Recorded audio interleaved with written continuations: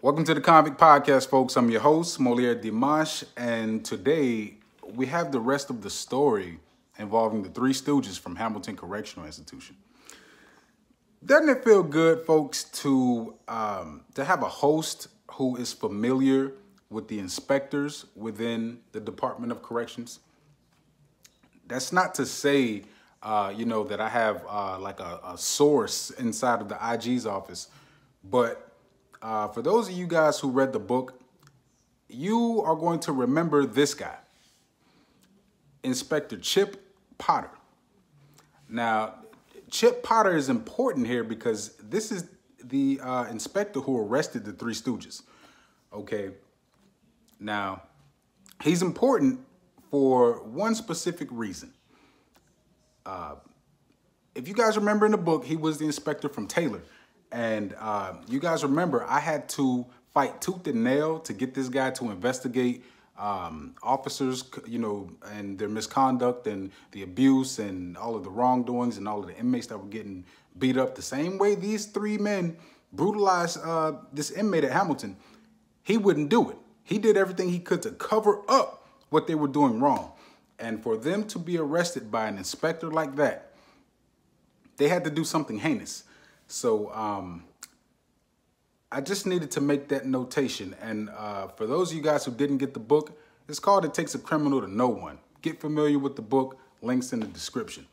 So let's get started. This is an affidavit directly from Chip Potter himself. Okay.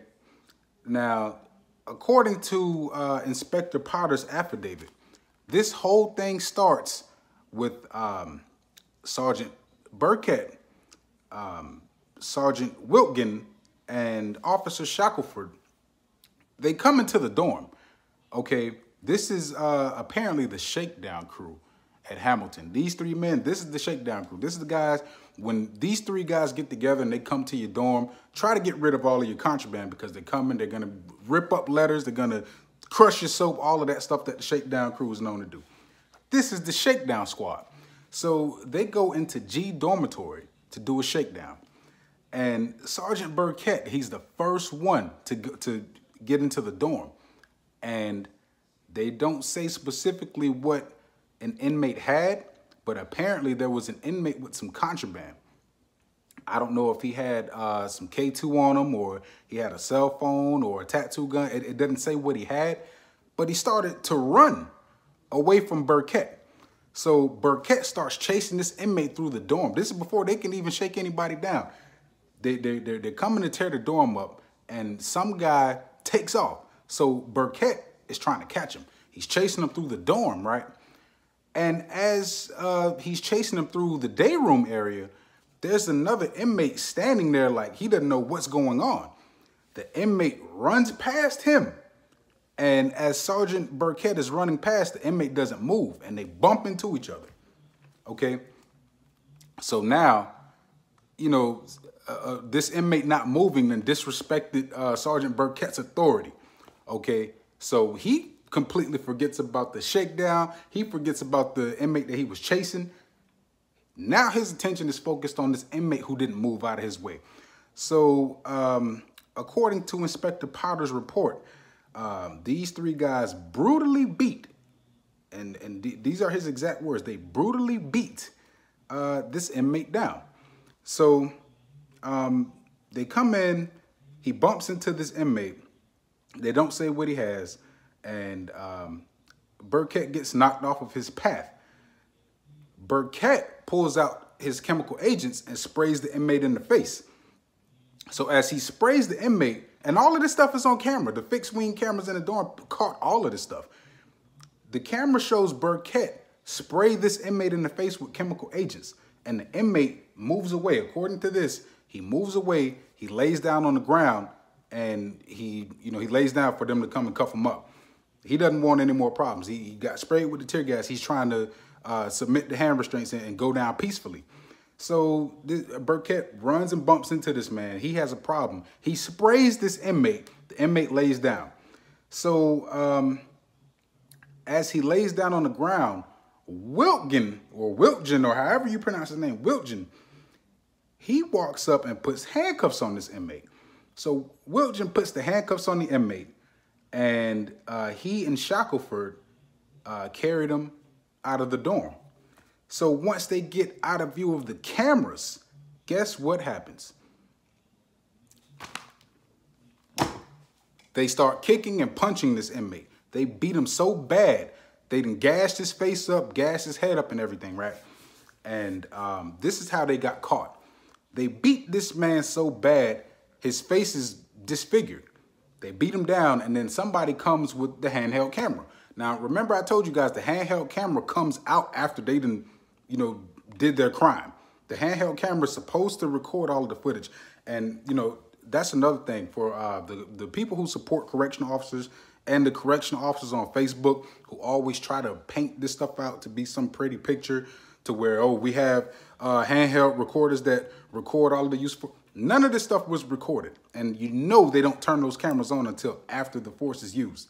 They have hours and thousands upon thousands of hours of this footage that does not record any of the physical force. It just records their statement of what happened, their account of what happened.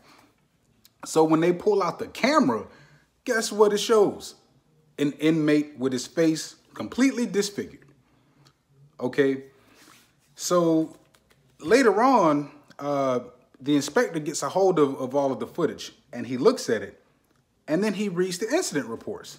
So according to this, Shackelford, he lied and said that the inmate tried to headbutt Sergeant Wiltgen.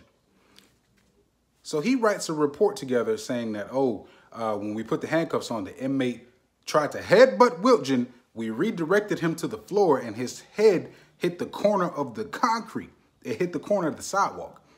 That was Shackelford's testimony, that he wrote this in the incident report, that after they put him in the handcuffs and took him out of the dorm, he tried to headbutt Sergeant Wiltgen, and they redirected him to the ground, and his head hit the corner of the concrete. So just imagine how bad they beat this man if his injuries in his head and his face are consistent with being smashed up against some concrete.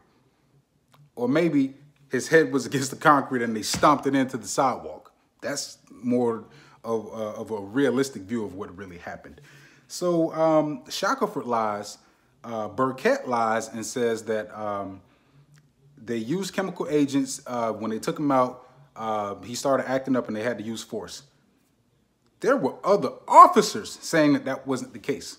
There was too many witnesses that contradicted what they were saying, and they lied about his injuries, and it was inconsistent with the reports. So falsifying those reports as to how the inmate got those injuries is what got them charged with fraud and falsifying documents and beating him down on camera, the cameras in the dorm. That's what got them charged with the battery. So there was a defender of the correctional officer saying that, you can catch a falsifying documents charge by changing the time on the document, however realistic that is in whatever world you live in, however that goes, whatever. That was not the case here. The Three Stooges beat a man. They lied and said that he just slipped and fell on the concrete, and that wasn't enough to get them out of trouble. And they were arrested by an inspector who, one of the inspectors I wrote about in the book, who was known for helping staff get away with this kind of stuff. So I can only imagine how viciously they beat this man, but that's the rest of the story. The affidavits are out, and that's the rest of the story. So anybody who wants to defend these guys, let's hear it. Tell me how this was justified. This was somebody that didn't even know he had this beating coming. He was just standing in the middle of a chase. The inmate that was being chased got away. Sergeant Burkett bumped into him, and then all of a sudden, he's the target now. It goes to show you, you know what I mean? These correctional officers, you have to respect the ground that they walk on in order to keep your life in prison. And luckily, this guy, he survived. He made away with his life. But that's the rest of the story. Let me know your thoughts.